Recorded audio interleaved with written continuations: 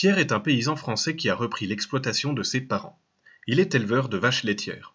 Alors qu'une épidémie commence à frapper la France, le jeune paysan se rend compte que l'une de ses vaches est malade.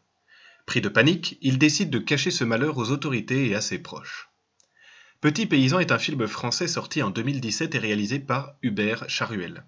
C'est le tout premier long métrage du réalisateur. Il a reçu plusieurs Césars dont celui du meilleur premier film.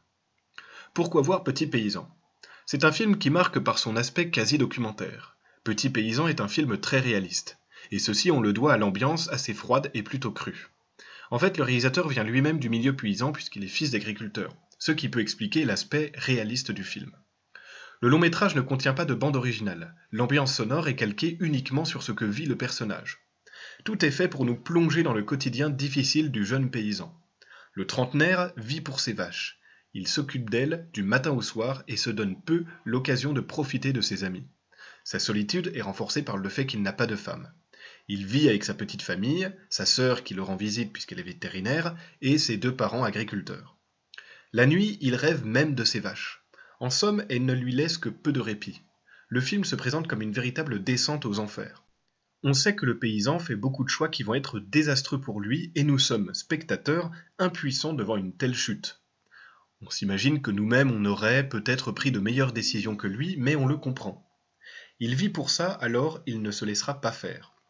Pour moi, ce film s'oppose à un autre film français, Au nom de la Terre, sorti en 2019. Un film que vous avez peut-être vu puisqu'il a dépassé les 2 millions d'entrées en France. Les deux films montrent d'une manière différente la descente aux enfers d'un paysan. D'un côté, comme on l'a vu, celui de Petit paysan voit son exploitation en danger à cause d'une épidémie. De l'autre, celui de Au nom de la Terre croule sous les dettes. Mais à mon sens, Petit paysan réussit mieux son pari puisqu'il paraît moins superficiel. Et c'est paradoxal quand on sait qu'Au nom de la Terre est une histoire vraie et que Petit paysan est une fiction.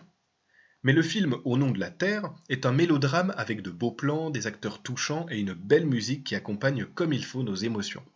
Petit paysan ne cherche pas à faire pleurer dans les chaumières. Il est cru dans ce qu'il montre. Le paysan Pierre n'a pas besoin de violon, le fait de montrer son quotidien simplement nous fait rendre compte de son malheur. Alors cela ne veut pas dire qu'Au nom de la Terre est un mauvais film, mais j'ai une nette préférence pour Petit paysan qui a un parti pris plus radical et réaliste. Bien sûr, je vous invite à voir ces deux films français. Penchez-vous sur le cinéma français actuel, il regorge de pépites comme ce genre de film. Soutenons le cinéma social qui dépeint une France abandonnée de tous.